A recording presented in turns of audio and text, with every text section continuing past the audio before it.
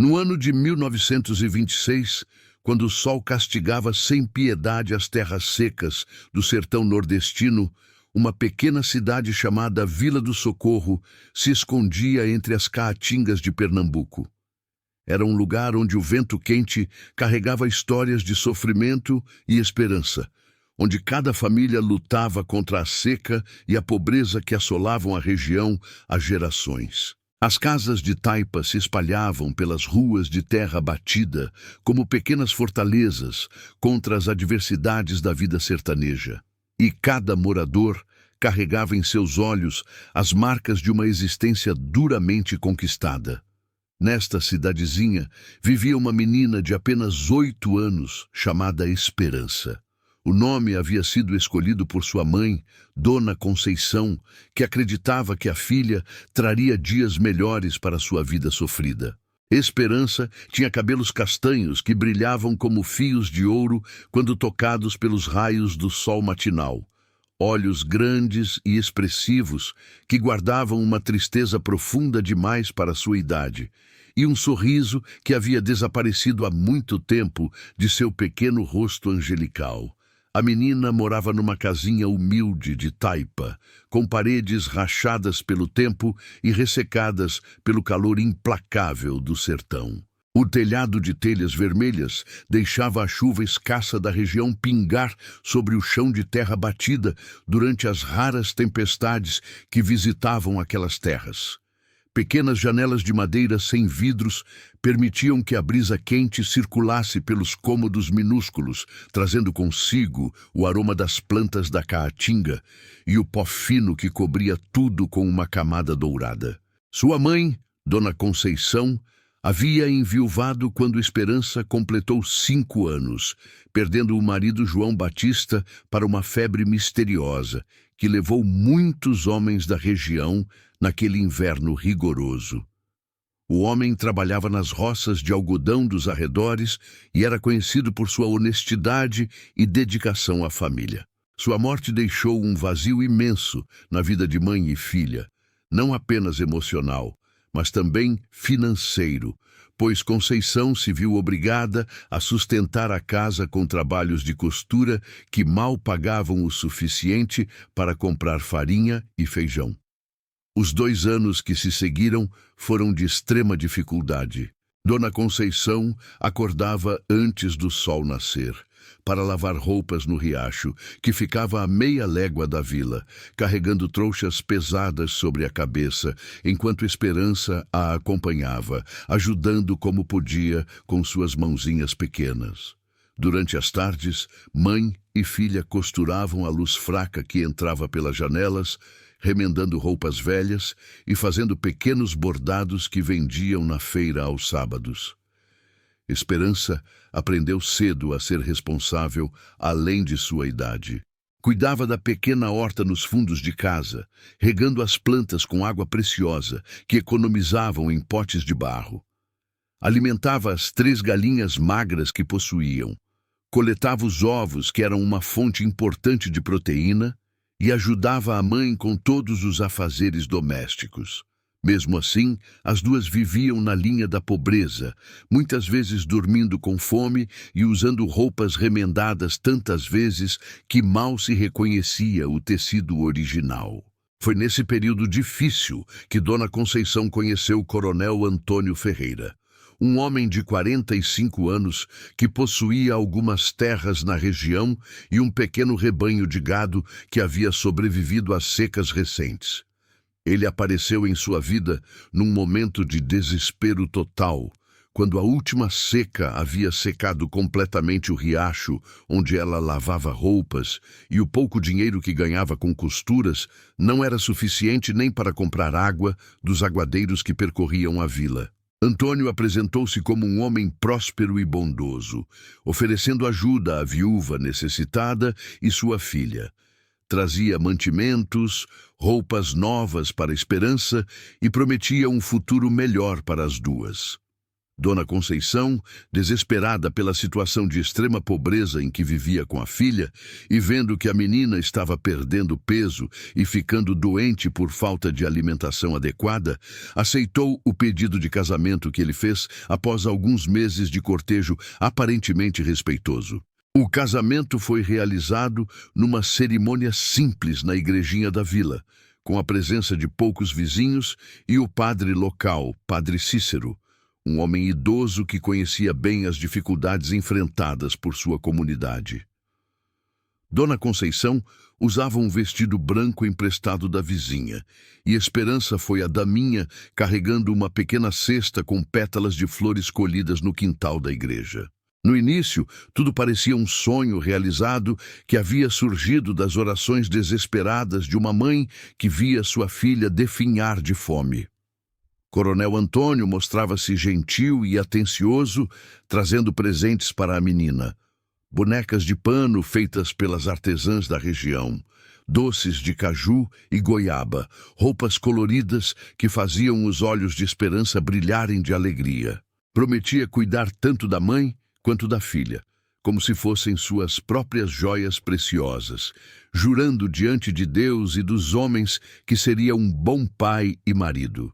A nova casa onde foram morar era significativamente maior e melhor que a antiga moradia.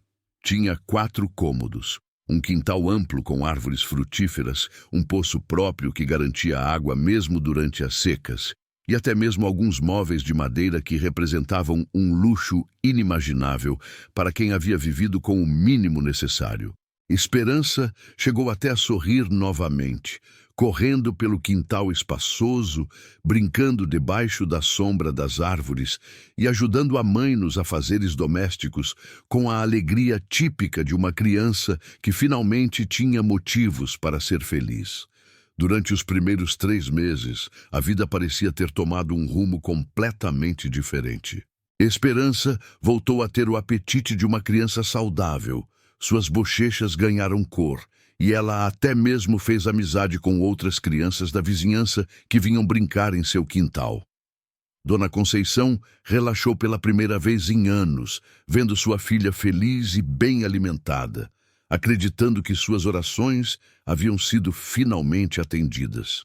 Mas as aparências podem enganar como miragem no deserto, e a verdadeira personalidade de Antônio Ferreira começou a se revelar gradualmente após alguns meses de casamento.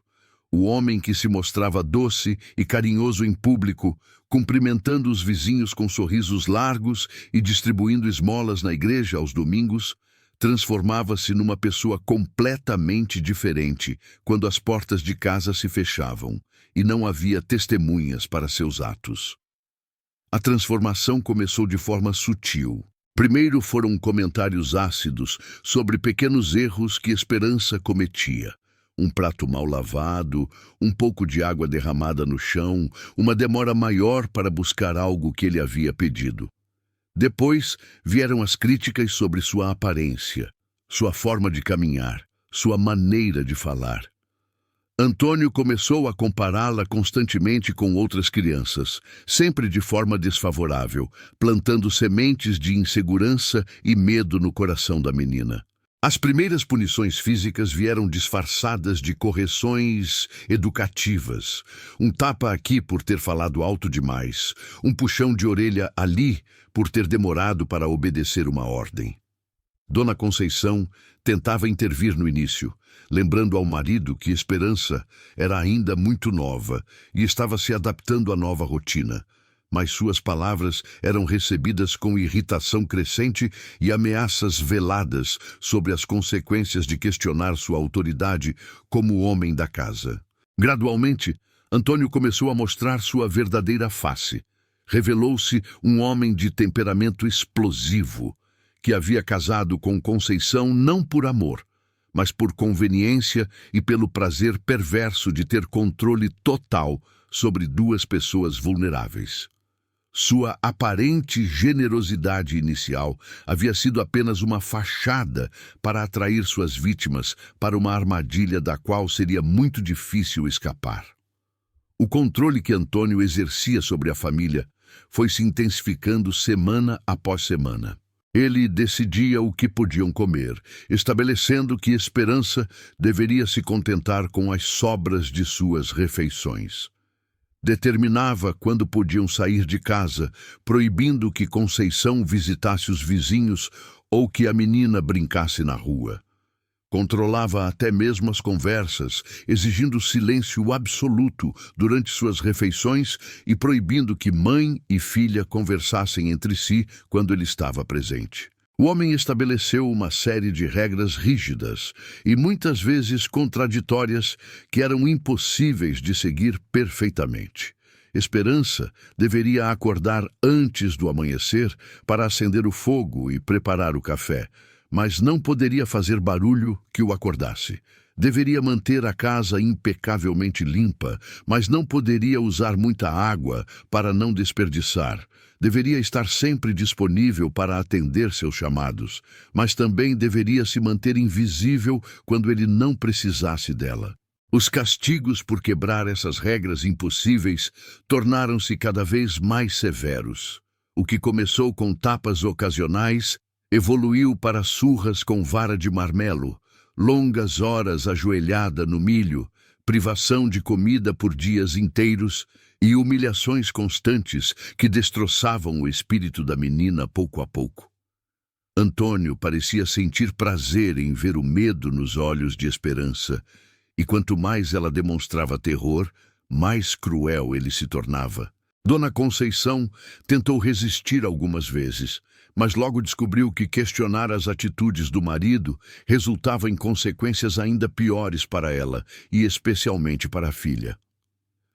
Quando tentava proteger Esperança, Antônio dobrava os castigos da menina e ainda acrescentava punições extras por ter uma mãe desobediente. A mulher se viu numa situação impossível, onde qualquer tentativa de ajudar a filha apenas piorava seu sofrimento. O medo se instalou naquela residência como um hóspede indesejado que nunca mais foi embora.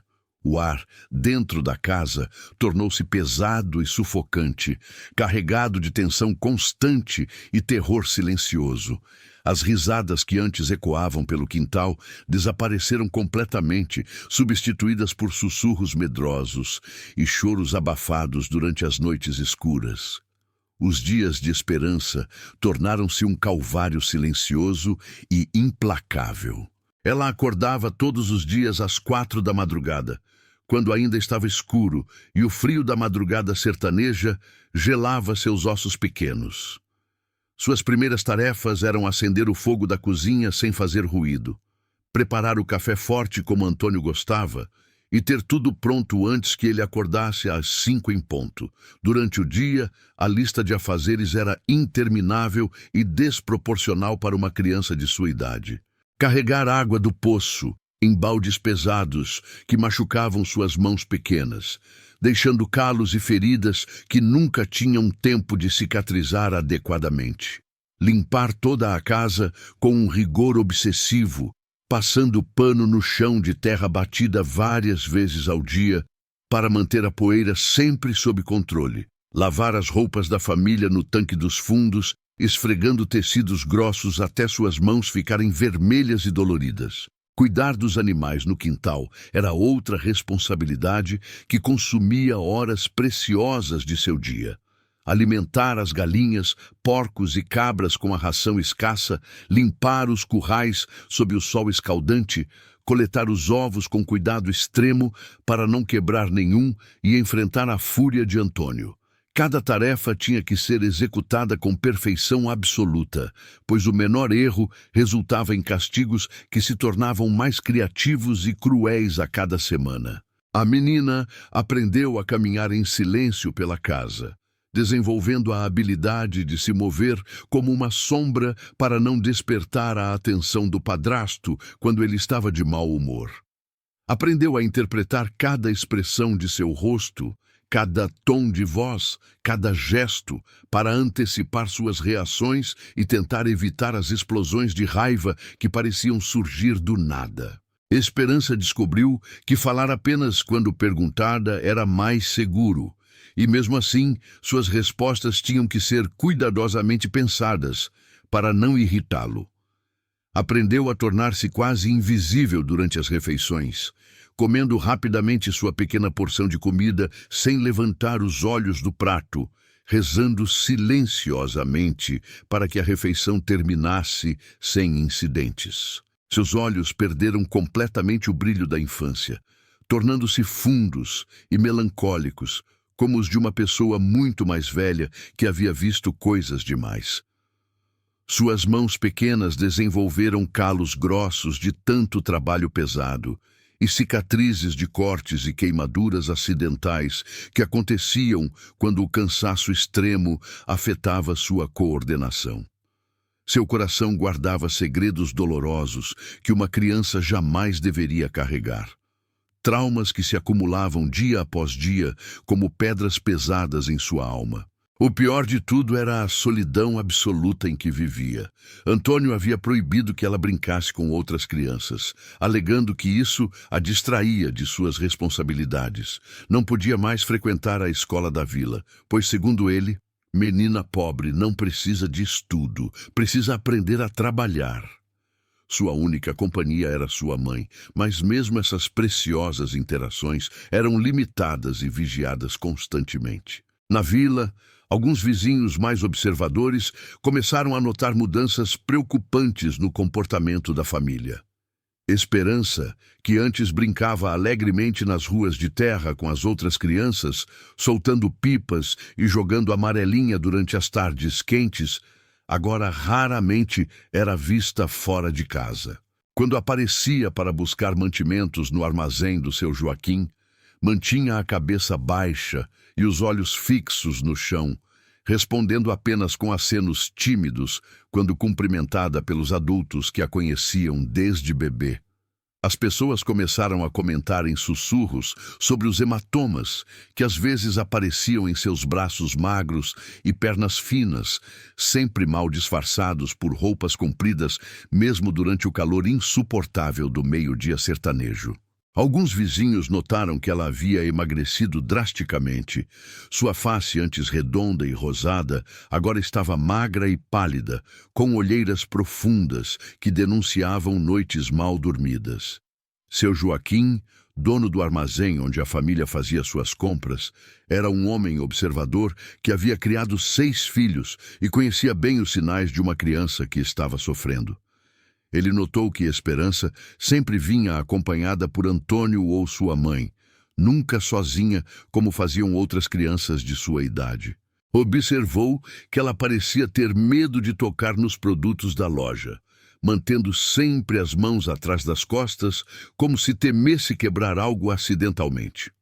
Dona Rosa, parteira da vila que havia ajudado no nascimento de Esperança, lembrava-se perfeitamente da criança alegre e risonha que costumava cumprimentá-la com abraços apertados toda vez que se encontravam na rua. Agora, quando se cruzavam por acaso, a menina desviava o olhar e parecia encolher-se sobre si mesma, como se quisesse desaparecer completamente. O professor Raimundo, que havia dado aulas para Esperança durante alguns meses antes do casamento de sua mãe, perguntava-se constantemente por que a menina havia parado de frequentar a escola. Ela havia se mostrado uma aluna inteligente e curiosa, sempre fazendo perguntas e demonstrando sede de aprender. Seu desaparecimento repentino da sala de aula havia deixado um vazio que ele sentia todos os dias.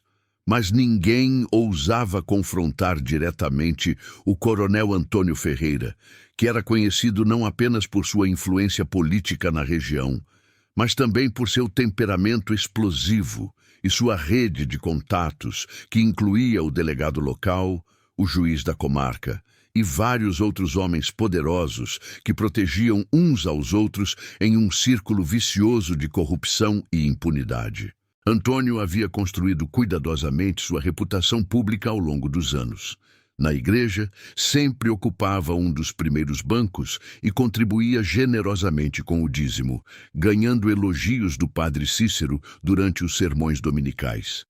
Nas reuniões políticas da vila, falava eloquentemente sobre a importância da ordem e da disciplina familiar, sendo visto como um exemplo de homem tradicional e respeitoso. Durante as feiras semanais, cumprimentava todos com sorrisos largos e apertos de mão firmes, distribuindo pequenos favores e empréstimos que criavam uma rede de pessoas que se sentiam em dívida com ele.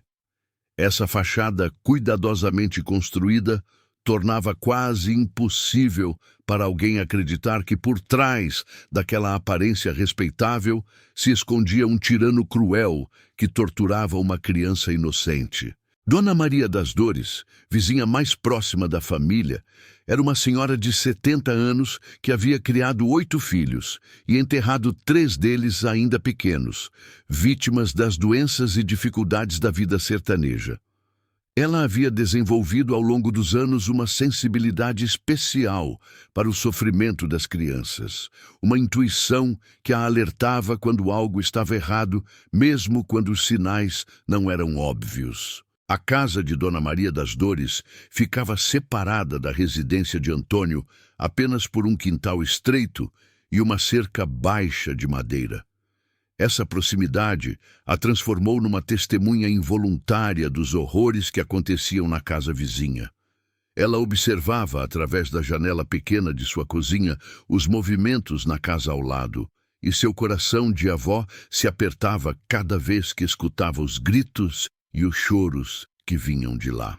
Durante as noites mais silenciosas, quando o vento parava e até mesmo os grilos cessavam seu canto, os sons que vinham da casa de Antônio ecoavam claramente através das paredes finas.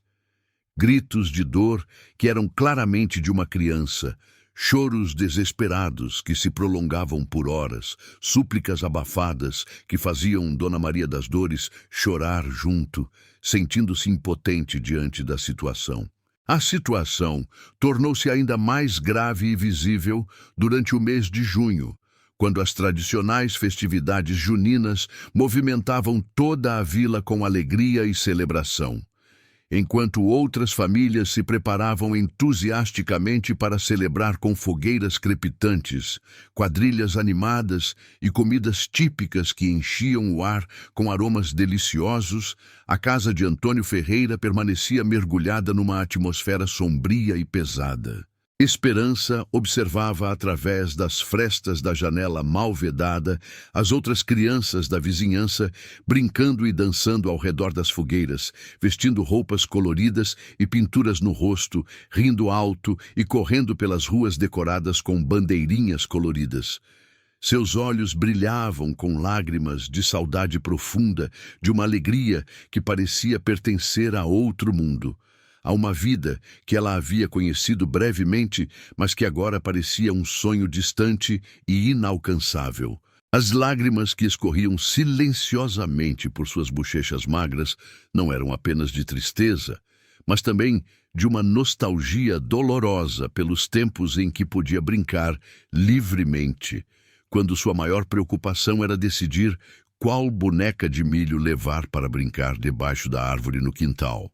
Agora, observar outras crianças vivendo a infância que lhe havia sido roubada era uma tortura adicional que Antônio parecia permitir deliberadamente, como mais uma forma sutil de crueldade psicológica.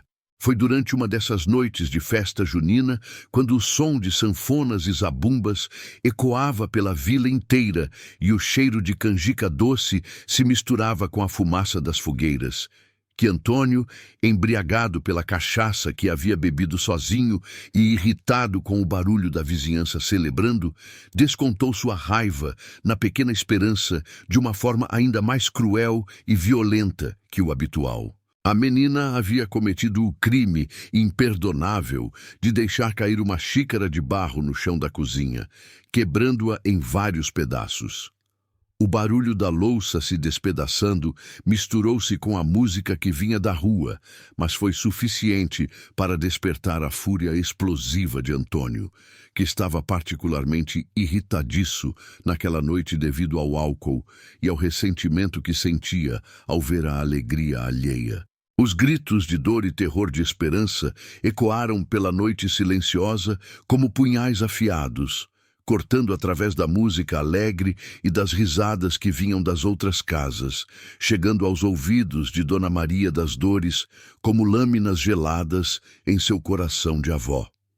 O contraste entre a alegria das festividades e o sofrimento daquela criança inocente criou uma dissonância perturbadora que a deixou acordada até o amanhecer, caminhando inquieta por sua pequena sala.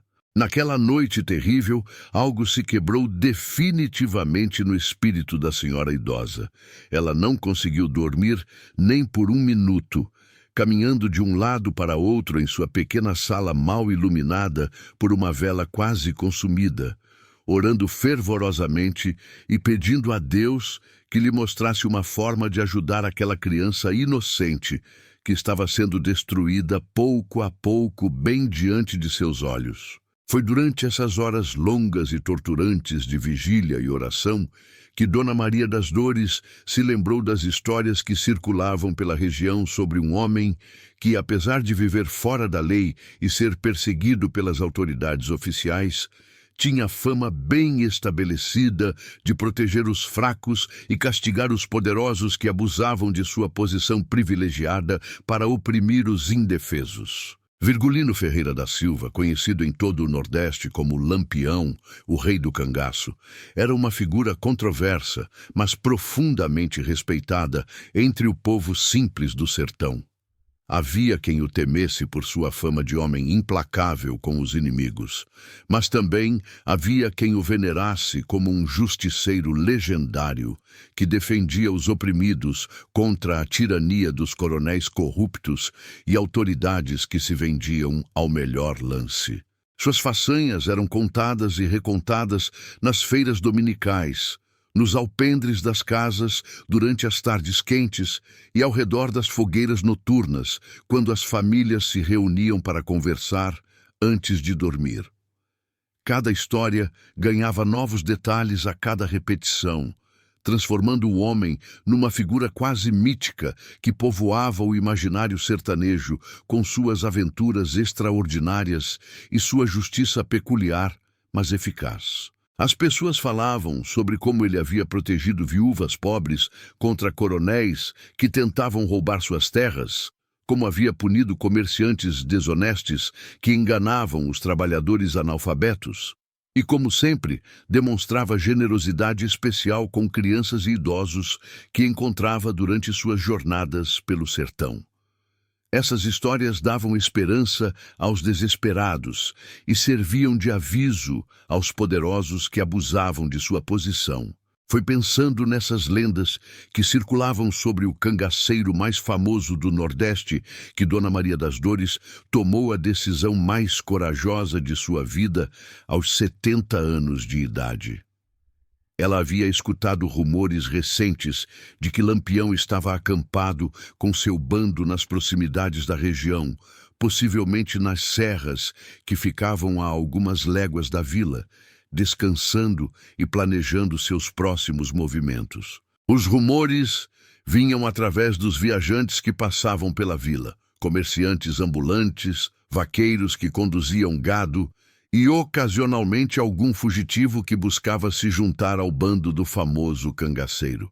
Todos falavam em sussurros sobre a presença de Lampião na região, alguns com medo genuíno de serem confundidos com espiões ou inimigos, outros com uma admiração mal disfarçada pelo homem que desafiava as autoridades e protegia os humildes. A senhora idosa sabia perfeitamente que procurar Lampião era uma decisão extremamente perigosa que poderia custar sua própria vida. As autoridades locais ofereciam recompensas generosas por informações sobre o paradeiro do cangaceiro, e qualquer pessoa suspeita de ter contato com ele poderia ser presa, torturada ou até mesmo morta sem julgamento. Além disso, havia sempre o risco de ser confundida com uma espiã e ser eliminada pelos próprios cangaceiros antes de conseguir explicar suas intenções. Mas sua consciência de avó e sua fé cristã não permitiam mais que ela ficasse em silêncio diante do sofrimento daquela criança inocente que estava sendo destruída sistematicamente bem ao lado de sua casa. Durante toda a sua vida, Dona Maria das Dores havia sido uma mulher de oração e ação, nunca se contentando apenas em lamentar as injustiças sem tentar fazer algo concreto para combatê-las. Na madrugada seguinte, aquela noite terrível de junho, quando os primeiros raios de sol começavam a clarear o horizonte sertanejo e o canto dos galos ecoava pela vila ainda adormecida, ela saiu silenciosamente de casa. Carregava apenas uma trouxa pequena com alguns mantimentos: rapadura, farinha de mandioca, carne seca e uma cuia com água fresca, além de um rosário de contas gastas que havia pertencido à sua mãe e que a acompanhava em todos os momentos difíceis de sua vida. Deixou uma carta escrita com sua caligrafia trêmula sobre a mesa da cozinha, explicando para os vizinhos que cuidavam dela que havia partido numa missão de caridade cristã e que, se Deus quisesse, voltaria em alguns dias. Não mencionou seu destino real, pois sabia que isso poderia comprometer tanto sua própria segurança quanto a de qualquer pessoa que soubesse de seus planos. Seguiu as trilhas antigas que conhecia desde menina, quando costumava acompanhar seu pai nas viagens para vender produtos da roça nas feiras de cidades vizinhas. O caminho em direção às serras era íngreme e pedregoso, particularmente difícil para uma mulher de sua idade, mas sua determinação em salvar esperança lhe dava forças que não sabia possuir. O sol da manhã rapidamente se transformou no calor escaldante do meio-dia sertanejo. Dona Maria das Dores caminhou por horas sob temperatura que chegava facilmente aos 40 graus. Suas pernas idosas protestando contra a jornada árdua, seus pés inchando dentro das alpargatas velhas, sua respiração ficando cada vez mais difícil conforme subia as encostas rochosas, mas permanecia determinada a encontrar o homem que talvez fosse a única esperança de justiça para a menina que sofria em silêncio. Passou por riachos completamente secos, onde antes corriam águas cristalinas. Atravessou trechos de caatinga densa, onde os espinhos dos mandacaros e xique-xiques rasgavam sua roupa simples e arranhavam sua pele enrugada. Subiu morros pedregosos, onde precisava se apoiar nas rochas quentes para não perder o equilíbrio. Cada passo era um sacrifício, mas cada lembrança dos gritos de esperança lhe dava energia para continuar. Ao meio-dia, quando o sol estava no ponto mais alto e sua sombra havia praticamente desaparecido, ela parou para descansar debaixo da sombra rala de uma árvore de caroá. Suas forças começavam a abandonar seu corpo cansado, e ela começou a questionar se não havia cometido um erro terrível ao sair sozinha numa jornada tão perigosa.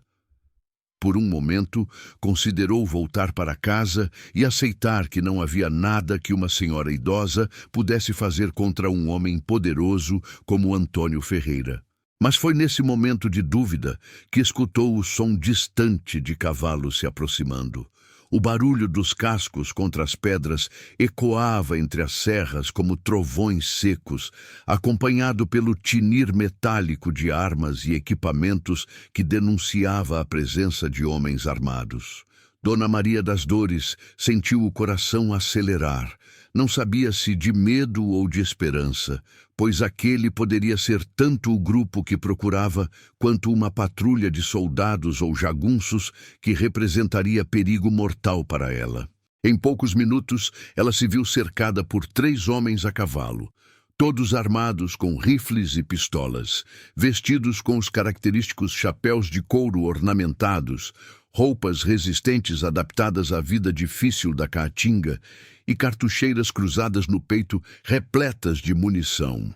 Seus rostos estavam queimados pelo sol e marcados pela vida dura do cangaço, mas seus olhos demonstravam inteligência e cautela, não a crueldade cega que ela havia imaginado. Onde vai, senhora? Esta região é muito perigosa para uma mulher andar sozinha, especialmente uma pessoa de sua idade. Disse o que parecia ser o líder do pequeno grupo. Sua voz não era ameaçadora, mas carregava da autoridade natural de quem estava acostumado a ser obedecido sem questionamentos. Observava-a com curiosidade genuína, mas sem hostilidade, claramente intrigado pela presença de uma senhora idosa numa região tão isolada e perigosa. "Estou procurando falar com Lampião", respondeu Dona Maria das Dores com toda a coragem que conseguiu reunir, sua voz tremendo ligeiramente, não de medo, mas de emoção pela importância do que estava fazendo. "Tenho algo muito importante e urgente para contar a ele, sobre uma injustiça terrível que está acontecendo em nossa vila. Uma criança inocente está sofrendo tremendamente, e apenas ele pode fazer alguma coisa para ajudá-la." Os três cangaceiros trocaram olhares significativos que falavam mais que palavras. Durante seus anos seguindo Lampião, haviam presenciado muitas situações semelhantes. Pessoas desesperadas que procuravam seu líder para pedir justiça quando as autoridades locais falhavam ou eram corruptas. Era uma das características mais admiradas em Virgulino pelos seus seguidores, sua disposição em escutar os apelos dos oprimidos e agir em defesa dos indefesos. Mas era extremamente raro ver uma senhora idosa fazer uma jornada tão perigosa e solitária. A determinação demonstrada por Dona Maria das Dores impressionou os homens, que reconheceram nela a coragem desesperada de alguém que havia esgotado todas as outras alternativas e estava disposta a arriscar a própria vida para salvar outra pessoa.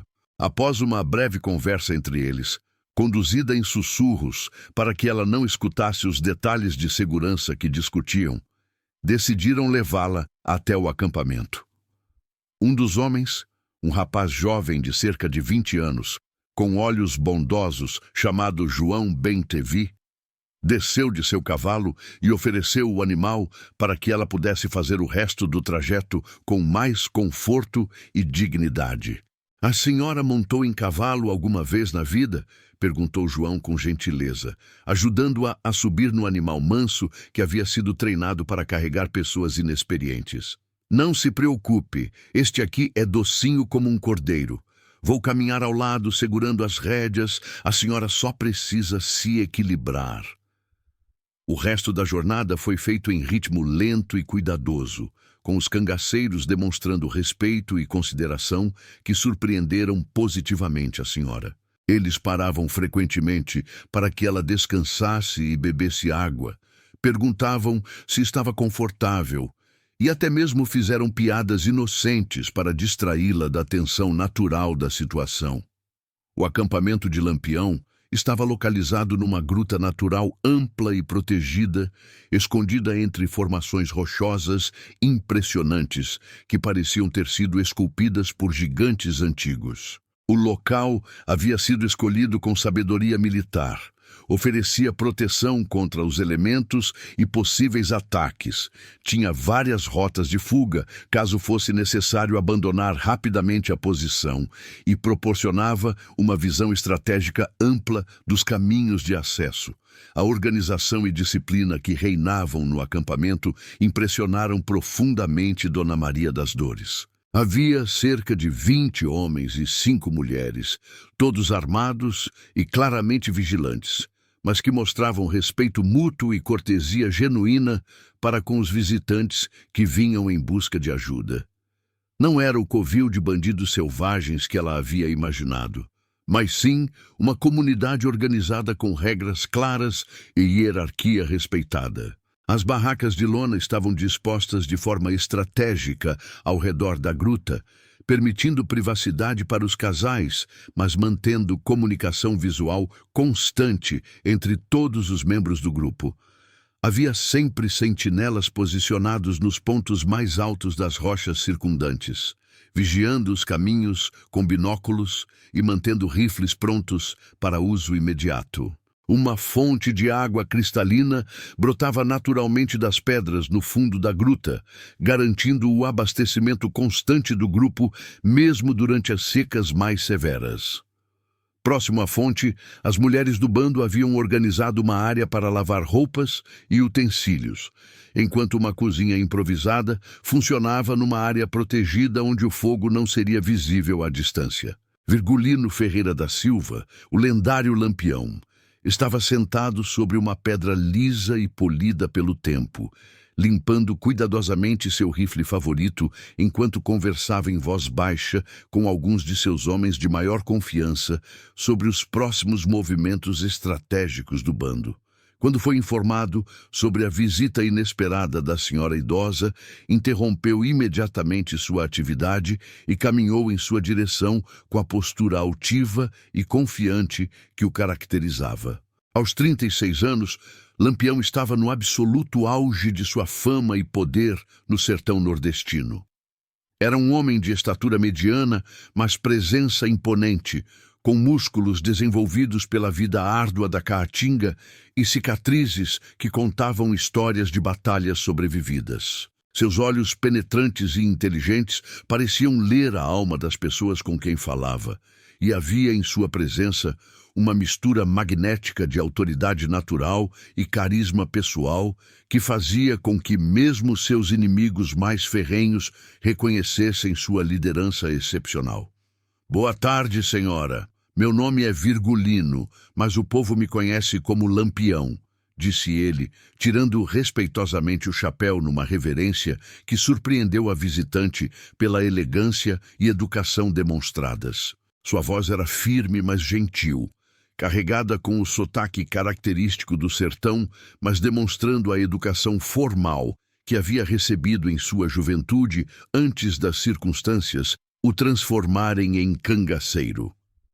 Dona Maria das Dores acomodou-se na pedra que ele indicou, aceitou o cantil de água gelada que lhe ofereceram e respirou fundo antes de começar a relatar detalhadamente tudo o que havia observado e escutado na casa de Coronel Antônio Ferreira. Sua voz, fortalecida pela indignação justa, não falhou enquanto descrevia cada aspecto da situação terrível que havia motivado sua jornada desesperada. Contou sobre os maus tratos físicos constantes que Esperança sofria diariamente, sobre o trabalho pesado demais para uma criança de 8 anos, sobre os castigos desproporcionais por erros mínimos que qualquer criança normal cometeria. Descreveu as manhãs em que observava a pequena Esperança carregando baldes de água pesados demais para sua idade, sempre correndo para não se atrasar e evitar a fúria do padrasto. Enquanto escutava cada palavra do relato detalhado, Lampião sentia uma indignação familiar crescer em seu peito como fogo que se alimenta de vento seco.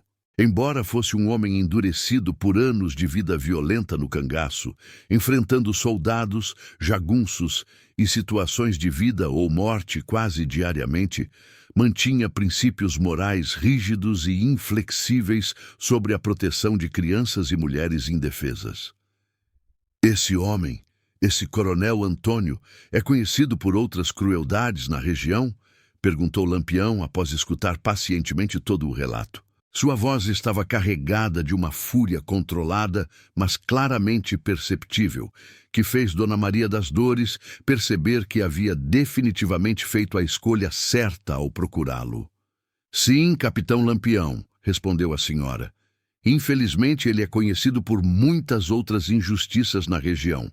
Já expulsou várias famílias pobres de suas pequenas propriedades sem pagamento justo, deixando pessoas na miséria absoluta sem se importar minimamente com as consequências." Lampião levantou-se da pedra onde estava sentado e começou a caminhar em círculos largos, um hábito que desenvolvera quando precisava pensar profundamente sobre situações complexas. Seus homens mais experientes observavam em silêncio respeitoso, reconhecendo aquele comportamento que sempre indicava que seu líder estava planejando uma ação importante e potencialmente perigosa. Após vários minutos de reflexão intensa, ele parou diante da senhora e falou com uma determinação clara e inabalável que não deixava qualquer dúvida sobre suas intenções. A senhora fez muito bem em me procurar, e posso garantir que sua coragem não foi em vão, disse ele, seus olhos brilhando com resolução férrea. Essa injustiça terrível não pode e não vai continuar nem mais um dia sequer. Vamos agir esta mesma noite, antes que esse desgraçado possa causar mais um segundo de sofrimento a essa criança inocente. O plano foi elaborado meticulosamente nos mínimos detalhes. Lampião chamou seus homens de maior confiança, Volta Seca, Perigoso, Diferente e José Baiano, para uma reunião estratégica. Explicou a situação e detalhou como executariam a operação naquela mesma noite. Dona Maria das Dores desenhou um mapa cuidadoso da vila e da casa de Antônio Ferreira, explicando cada detalhe que poderia ser importante. A rotina noturna da família, a localização das janelas e portas, a presença dos cães no quintal e todos os aspectos que poderiam afetar o sucesso da missão. Quando a lua atingiu seu ponto mais alto no céu estrelado, Lampião e seus homens partiram silenciosamente do acampamento, cavalgando pelas trilhas secretas como sombras fantasmagóricas que conheciam cada pedra e cada curva daquelas terras. O som abafado dos cascos sobre a terra seca era o único ruído que quebrava o silêncio absoluto da madrugada sertaneja. O grupo chegou às proximidades da Vila do Socorro exatamente como planejado, deixando os cavalos sob os cuidados de 2 homens numa pequena mata densa que oferecia proteção completa contra olhares curiosos. Dali em diante, prosseguiram a pé, movendo-se como lobos experientes através das sombras projetadas pelas casas adormecidas. A vila dormia tranquilamente, sem imaginar que naquela noite presenciaria um evento que seria lembrado e contado por gerações futuras. Os cães ocasionalmente ladravam para as sombras em movimento, mas logo se acalmavam, como se instintivamente soubessem que os visitantes noturnos vinham em missão de justiça, não de destruição. Lampião e seus homens posicionaram-se com a precisão militar que caracterizava todas suas operações bem-sucedidas. Volta Seca e Perigoso cercaram silenciosamente a casa pela parte traseira, controlando os fundos da propriedade. José Baiano e Diferente ocuparam posições estratégicas nas ruas adjacentes, garantindo que ninguém pudesse interferir na operação. O líder cangaceiro, acompanhado de Maria Bonita e mais 2 homens, aproximou-se da entrada principal da casa, onde Esperança vivia seu calvário diário. Através das frestas das janelas mal vedadas, podiam ver Antônio Ferreira ainda acordado, bebendo sozinho e limpando suas armas, completamente alheio ao destino que se aproximava. Com movimentos precisos e silenciosos desenvolvidos durante anos de vida perigosa, Lampião testou cuidadosamente a porta da frente. A madeira velha cedeu com um rangido quase imperceptível, revelando que a trava estava mal ajustada. O momento da verdade havia chegado.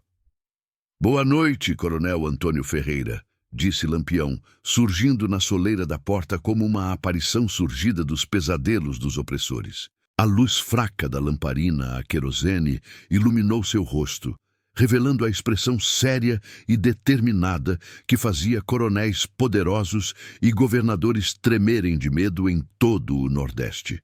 Antônio deixou cair a garrafa de cachaça que se estilhaçou no chão de terra batida com um barulho que ecoou pela casa silenciosa como um presságio de destruição. Instintivamente, sua mão se moveu em direção ao rifle que estava sobre a mesa, mas a voz cortante de Lampião o paralisou antes que pudesse tocá-la. «Eu não faria isso se fosse o senhor», disse o cangaceiro, sua voz carregada com a autoridade de quem nunca havia feito ameaças vazias. Tenho homens posicionados ao redor de sua casa, e qualquer movimento brusco será o último que o senhor fará nesta vida. Sugiro que mantenha as mãos bem à vista e escute com atenção o que tenho para lhe dizer. O terror tomou conta do rosto de Antônio Ferreira enquanto ele reconhecia o homem diante dele. As histórias sobre Lampião eram lendárias em todo o sertão. Sua pontaria infalível, sua justiça implacável, sua proteção feroz aos oprimidos e sua fúria devastadora contra os opressores. Sabia que sua hora havia chegado, mas ainda não compreendia completamente como havia atraído a atenção do temido cangaceiro.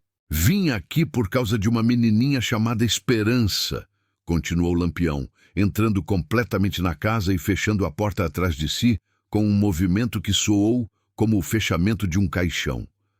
Soube que o senhor tem tratado essa criança inocente de uma forma que não condiz nem com um homem, nem com um animal selvagem. Soube que transformou a vida dessa menina num inferno na terra. Maria Bonita entrou silenciosamente atrás dele, seus olhos brilhando com uma indignação maternal, que era ainda mais aterrorizante que a fúria fria de Lampião. Ela havia insistido em participar da operação especificamente para garantir que Esperança recebesse o cuidado feminino necessário após o trauma que havia sofrido. "Por favor, não me matem", gaguejou Antônio, sua arrogância de coronel poderoso evaporando-se completamente diante da realidade de sua situação. "Eu posso pagar qualquer quantia que quiserem. Tenho terras, gado, joias escondidas. Tudo que vocês quiserem é seu, apenas poupem minha vida." "Dinheiro?"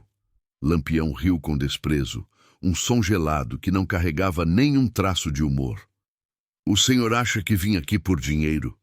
Há coisas neste mundo que não têm preço, e a inocência de uma criança é uma delas. O senhor destruiu algo que jamais poderá ser comprado ou devolvido." Nesse momento, Esperança e Dona Conceição apareceram na porta do quarto, despertadas pelo barulho de vozes estranhas. A menina se escondeu atrás da mãe, tremendo de medo ao ver homens armados em sua casa. Seus olhos grandes e assustados foram direto para Antônio, esperando mais uma explosão de violência. Mas quando Maria Bonita se ajoelhou na altura da criança e falou com a voz mais doce que conseguiu produzir, algo mudou na expressão de Esperança. "Não tenha medo, minha pequena", disse Maria Bonita, estendendo as mãos vazias para mostrar que não representava perigo. "Viemos aqui para proteger você. Esse homem nunca mais vai poder machucá-la. Eu prometo por tudo que é sagrado que você está segura agora." Lampião manteve sua arma apontada para Antônio enquanto se dirigia diretamente à criança. "Esperança, meu nome é Virgulino, mas as pessoas me chamam de Lampião. Uma senhora muito corajosa, chamada Dona Maria das Dores, veio me contar sobre as coisas terríveis que este homem fez com você. Agora, ele vai responder por cada lágrima que você derramou." A menina olhou para o cangaceiro famoso com uma mistura de medo e curiosidade. Havia escutado histórias sobre ele, algumas assustadoras, outras que o pintavam como um protetor dos fracos. Pela primeira vez em muito tempo, viu em seus olhos algo que havia esquecido existir: gentileza genuína dirigida a ela. "Dona Conceição", disse Lampião, dirigindo-se à mãe de Esperança, "a senhora e sua filha vão sair desta casa agora mesmo. Meus homens vão escoltá-las até um lugar seguro enquanto eu resolvo este assunto com seu marido. A partir de hoje, vocês estão sob a proteção de Lampião, e isso significa que ninguém mais ousará tocá-las." "Mas nossos pertences", começou Conceição, ainda não acreditando completamente que sua libertação havia chegado. "Tudo o que vocês precisam será providenciado", respondeu Maria Bonita, já conduzindo mãe e filha em direção à porta. "Roupas, comida, um lugar para morar longe daqui. Lampião sempre cumpre suas promessas, especialmente quando se trata de proteger crianças." Antes de saírem, Esperança se virou uma última vez para olhar Antônio. Pela primeira vez em anos, ela o viu com medo, vulnerável, na mesma posição de impotência em que ele a havia colocado tantas vezes. Não sentiu alegria com sua situação, pois sua alma pura não havia sido corrompida pela maldade, mas sentiu algo que havia esquecido completamente: esperança. Após garantir que Esperança e sua mãe estavam seguras com seus homens, Lampião voltou sua atenção completa para Antônio Ferreira. O homem estava tremendo, suando frio, apesar da temperatura amena da madrugada, completamente ciente de que enfrentava seu julgamento final. Agora vamos conversar sobre justiça, disse Lampião, sua voz baixa, mas carregada de autoridade absoluta. Cada criança que sofre nas mãos de um covarde como o Senhor diminui a humanidade de todos nós. Cada lágrima de esperança foi um crime contra a própria criação de Deus. Eu posso mudar, suplicou Antônio desesperadamente. Posso ser um homem melhor. Dou minha palavra de que nunca mais... Sua palavra? Lampião o interrompeu com desprezo. A mesma palavra que o senhor deu quando se casou com Dona Conceição, prometendo cuidar dela e de sua filha. A mesma palavra que quebrou todos os dias ao torturar uma criança inocente. O cangaceiro caminhou lentamente ao redor de Antônio, como um predador circulando sua presa. Vou lhe contar uma história, coronel.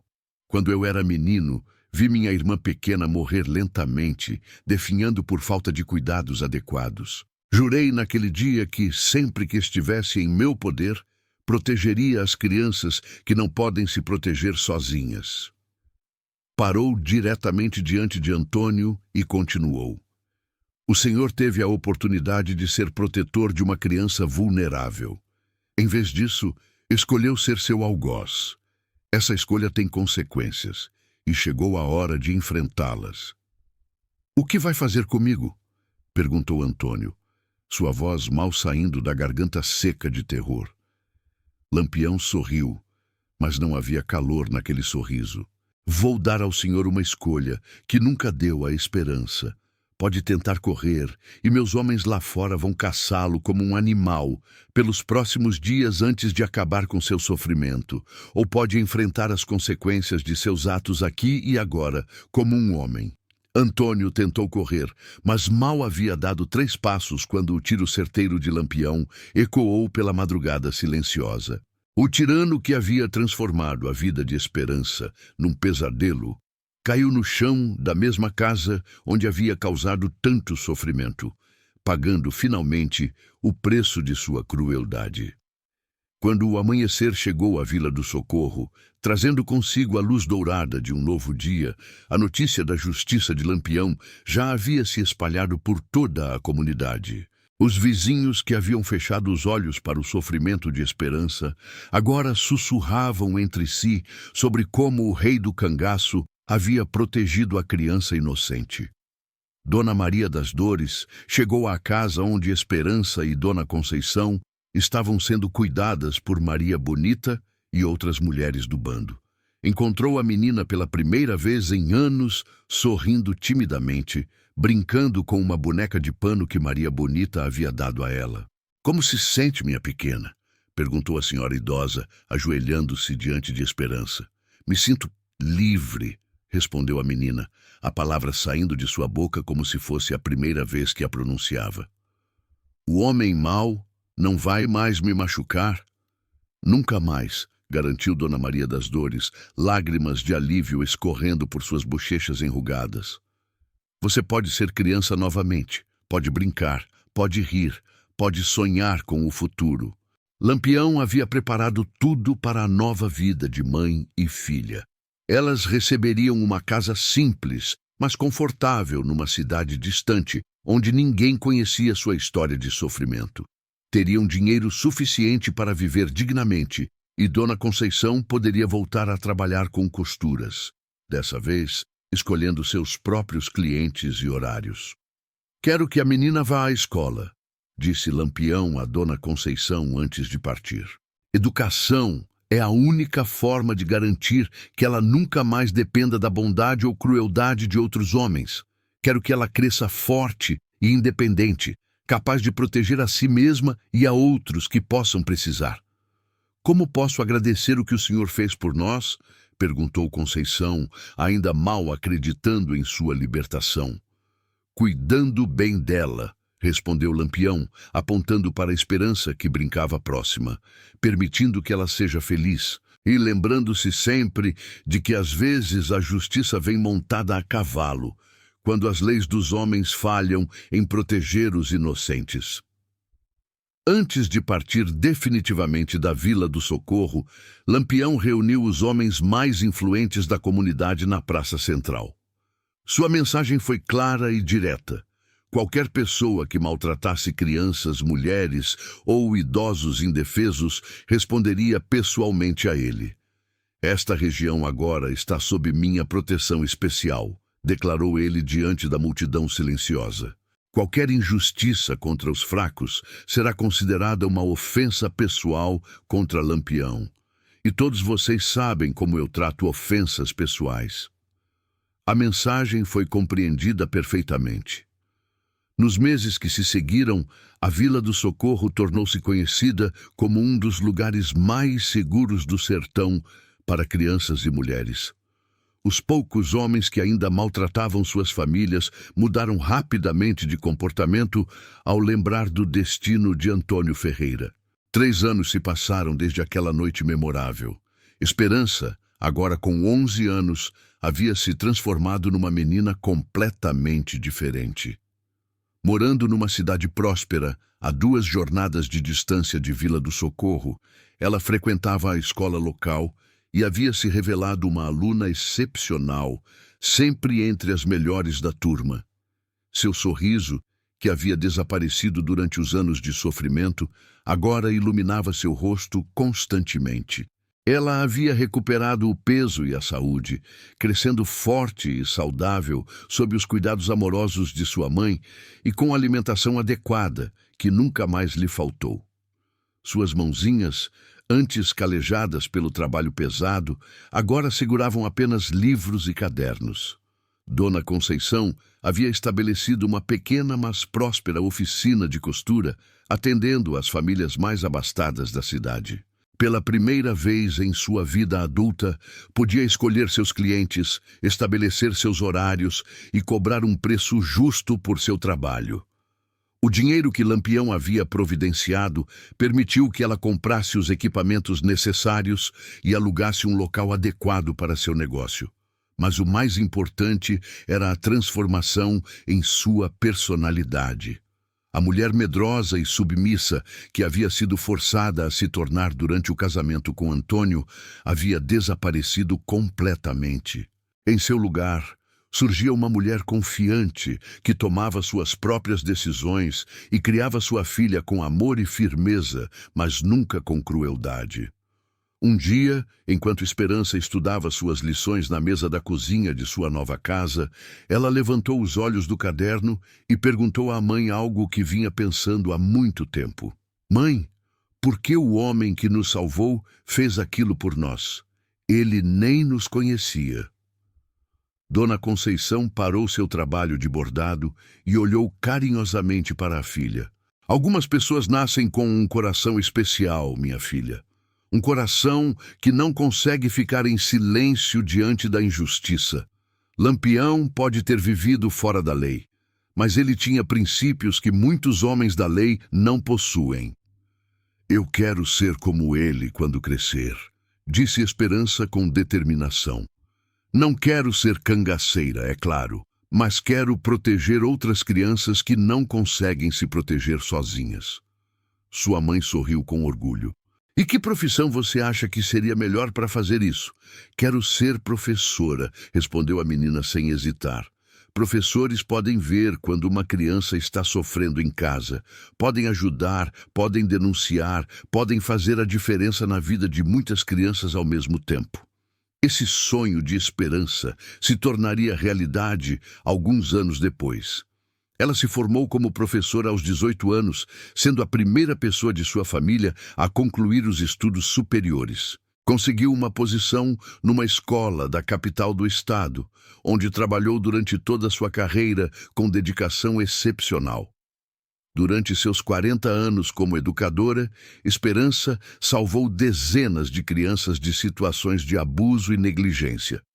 Desenvolveu um olhar especial para identificar os sinais de sofrimento que ela mesma havia experimentado e nunca hesitou em tomar as medidas necessárias para proteger seus alunos. Criou um programa inovador em sua escola, onde ensinava às crianças sobre seus direitos e como pedir ajuda quando necessário. Muitas vezes usava sua própria história como exemplo, explicando como até mesmo nas situações mais desesperadas, sempre existe esperança de que as coisas melhorem. Lembrem-se sempre, costumava dizer aos seus alunos, de que vocês não estão sozinhos no mundo. Sempre existe alguém disposto a ajudar, mesmo que essa pessoa apareça de uma forma que vocês não esperavam. A justiça pode demorar, mas ela sempre encontra um jeito de chegar até onde é necessária.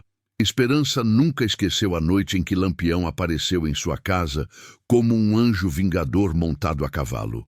Guardava essa memória como um tesouro, não pela violência que presenciou, mas pela lição de coragem e proteção aos indefesos que aprendeu naquele momento crucial de sua vida. Aos 65 anos, já aposentada, mas ainda ativa em trabalhos voluntários com crianças em situação de risco, Esperança recebeu uma homenagem especial do governo estadual por sua contribuição excepcional à educação e proteção infantil. Durante seu discurso de agradecimento, ela contou pela primeira vez publicamente sua história completa. Eu estava aqui hoje diante de vocês porque uma senhora corajosa de 70 anos decidiu não ficar em silêncio diante da injustiça, disse ela, sua voz firme ecoando pelo auditório lotado. E porque um homem que muitos consideravam bandido mostrou ter mais compaixão e senso de justiça que muitas pessoas que se diziam honradas. Aprendi naquela noite que a verdadeira força não está em machucar os fracos, mas em protegê-los. Que a verdadeira coragem não está em ficar calado diante do sofrimento alheio, mas em fazer alguma coisa para mudá-lo. E que às vezes os anjos da guarda aparecem nas formas mais inesperadas, mas sempre aparecem quando são verdadeiramente necessários. O auditório inteiro se levantou em aplausos emocionados. Muitas pessoas choravam abertamente, tocadas pela história de superação e pela mensagem de esperança que Esperança transmitia através de sua própria vida. Naquela noite, depois da cerimônia, Esperança voltou para casa e escreveu uma carta que nunca seria enviada, mas que precisava escrever. Era dirigida a Lampião, agradecendo-lhe não apenas por ter salvado sua vida, mas por ter lhe mostrado que sempre vale a pena lutar pelos mais fracos. Senhor Virgulino, escreveu ela com sua caligrafia cuidadosa, o Senhor plantou uma semente de justiça no coração de uma menina assustada. Essa semente cresceu e se multiplicou durante toda a minha vida, gerando frutos que alimentaram centenas de outras crianças que precisavam de proteção.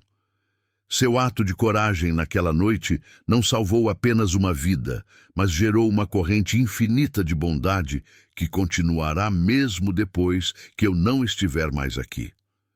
E assim, a história de como uma menina maltratada foi salva pelo rei do cangaço tornou-se muito mais que uma lenda do sertão nordestino.